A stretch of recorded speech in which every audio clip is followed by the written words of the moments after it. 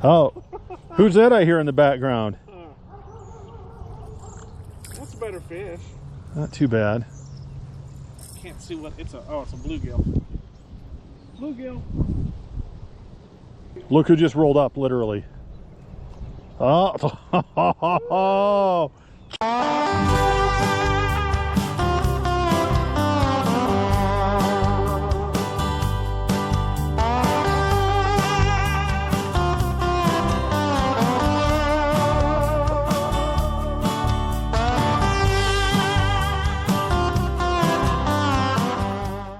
See, I'm so talented, I could do it and pick my nose at the same time.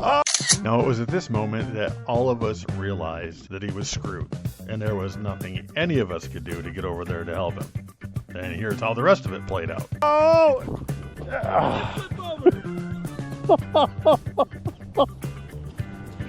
Oh! There's a hole there.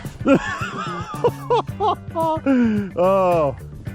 You bring Steve-O and the rest of the gang with I was you, gonna or say, man, this is Pond Hopper TV, not Jackass, bro.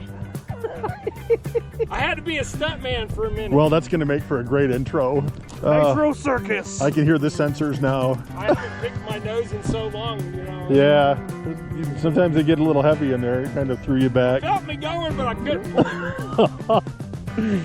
Well, hello and welcome to the only fishing show where David serves as his own stunt double. This is Double Hook Angling. Trout season is here, but so far the trout are playing hard to get. Nonetheless, we're getting after them and we'll be sharing that adventure in an upcoming video.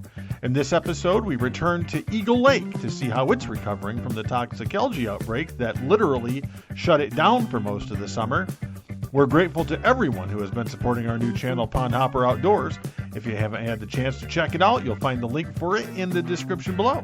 Remember to join us for Jigs and Coffee every Friday at 8:05 a.m. Central Standard Time. And as always, thanks for watching Double Hook Angling.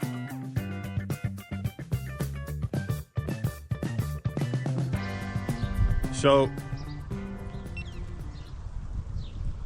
unhook myself.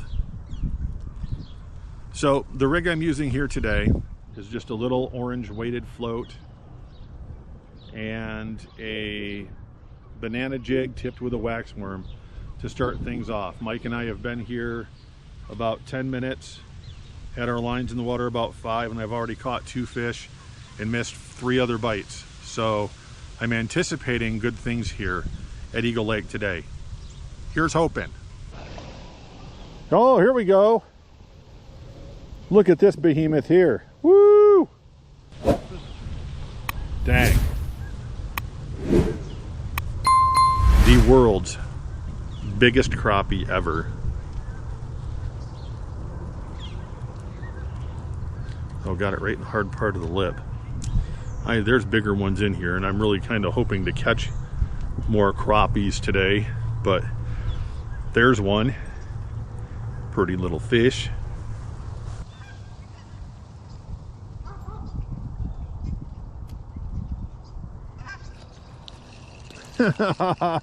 That one jumped right out of the water. Another small-ish bluegill. My hand surface temperature 67 point. Do that at the water again. It's pretty cool. That's what 44. That's way more convenient than getting the little locator out just to detect the water temperature. I could tell. Let's see what the temperature of that tree is. It'll tell from that far away? Yeah.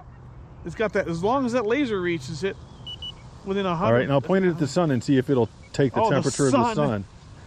I don't know if I'm hitting the sun. Maybe it'll blow the thing up. Kapow. Well, the air temperature, whatever it's hitting, is like 28 degrees. Whatever it is. I don't know what I'm hitting. 28 degrees. Fancy toys. 44 degrees. It's amazing the range that it has. It's pretty far. Like it says it's accurate within like 100 yards or more, but I think we can go further than that. Cool. I mean, we know the water temperature. Interesting gadget if you're looking for a way to tell water temperature. What's it called? An ultra performance non-contact infrared thermometer. I found it in a dumpster dive. Right on. They're like $60. Cool. So. Great find. Yeah. I still got him. I still had Look at this. I had my drag set really, really low. That's a nicer one. It sounded like I had a shark on the line. That's definitely a nicer one. But he should. You hear that drag pulled up? Yeah, we ran into that brush pile. Yeah, he did. And that was on one of my fluorescent orange epoxy jig. Bluegills like those things, man. That is a straight bluegill there. Yeah. That's he's pretty thin. fish. He's thin though. He's look at his skinny body. Yeah. You gotta get fatter, buddy. Have a sandwich, bro. That's right. Oh, doubled up. Double up, baby. Woo.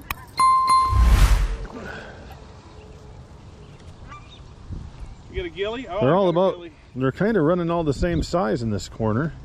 Yeah, they're. But that's a good sign, though, that there's this many. Yeah, and for the most part, they're very clean. This is the first one I've caught that had a grub on it, and it's just got one little white grub there. I don't know if you can see that. It's got a little white grub on its fin there, right at the end. But everything else has been squeaky clean. Oh, dude, this guy I didn't even get this guy in his mouth. What, do you hook him in the chin? Yeah. Oh, yeah. Snagger. You can't have the waxworm. It's mine. I'm gonna eat it. Yeah, I've never tried a waxworm. Tried crickets once. Don't recommend it. Even though they were cheddar cheese and sour cream and onion flavored, I don't recommend crickets. They were disgusting. You know what? I will just take your word on that. Yeah, you should, because it was gross. So I'm gonna try the other rod here. I've got it rigged up in tandem. I've got a jig that I'm gonna run a crappie magnet slab bite on, which is like a crappie nibble, and then on the second hook I'm going to be running a green gulp live minnow. So here's the tandem rig that I'm running this morning. I've got a Northland slip bobber. I just really like the Northland slip bobbers.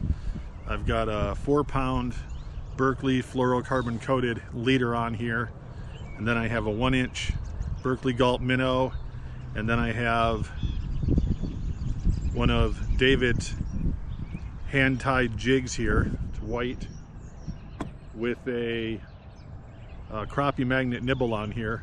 So far no takers on that. Everything's been on the gulp minnow, but it's working, so we will stick with it.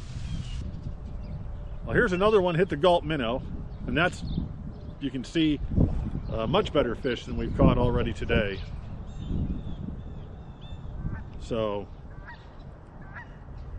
this is the best we've done at Eagle Lake in months. I mean, it has literally been nonstop since we put the lines in the water this morning. That's a great sign, because we love this lake. Here we go. Here's a better one, and that one bit the jig in the crappie nibble. That's exciting. Now we just need to find some crappies. Yeah, that's better.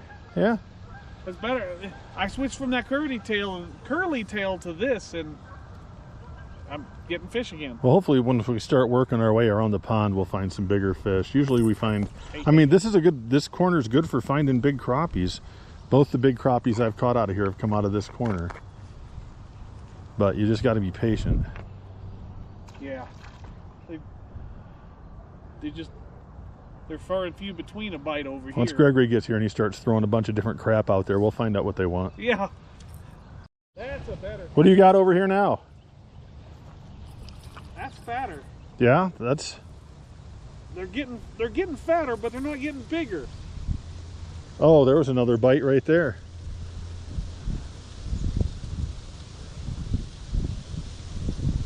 Man, you couldn't ask for it. That was a textbook hook right there. Yeah. Right through the top of the lip. Sweet. Easy in, easy out.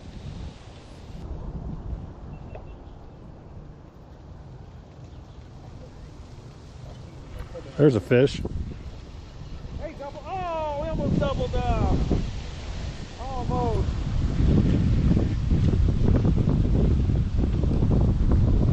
I thought we had a double.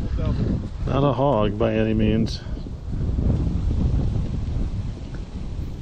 Here comes that south wind. Yeah. The water a little. That'll stir them up. Is that a crappie? Yes, sir. On a jig? Yes, sir. Which jig? A white jig. Yeah, I've been running a white jig all morning. They must like yours better. You were running deeper too. Double hook hand tie. Yeah, that's what I've got on. Okay. One of the ones that you made for me. That's not a terrible crappie. Oh, there was a bite and I wasn't even paying attention. I felt him start swimming away with it. You keeping? No, not that small. If I get something bigger, I'll keep. Oh, Gregory, way to say something. Now you got to bring that over here so we can see it.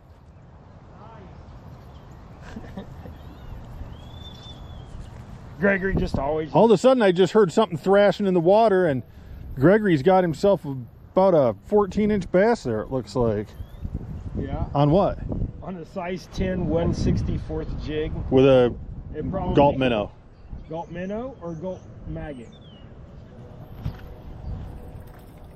Oh, Mike's got another dink. Your bass is way cooler. Right on, Gregory. Way to go. Smiles all the way. I know you're not going to tell me. I'll just come look. Oh, okay. Cool.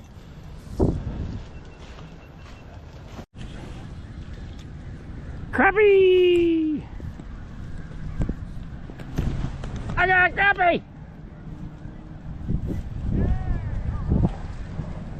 I had to holler and tell him I had a crappie. He's a dink. Throw him back in. Oh, that's a good one.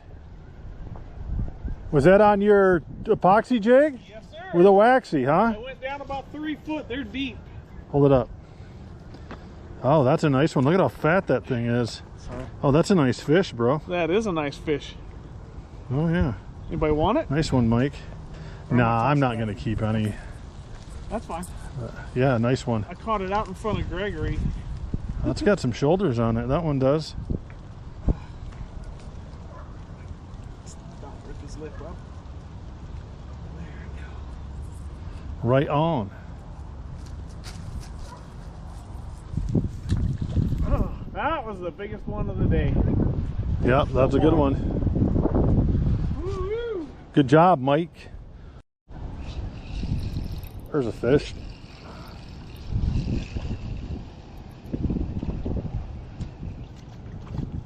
It's a little bit better a gill. It's all right. We got doubles. There you go. Yep. In a sport where size matters, David's is definitely bigger. Look how big his gill plate is. Yeah. This fish is going to get huge, I think. It's not a bass? Is that a nice? It is a nice crappie. Oh, there we go. Now that's a nice crappie. Nice crappie. That's a 12. Let's get a picture of that one.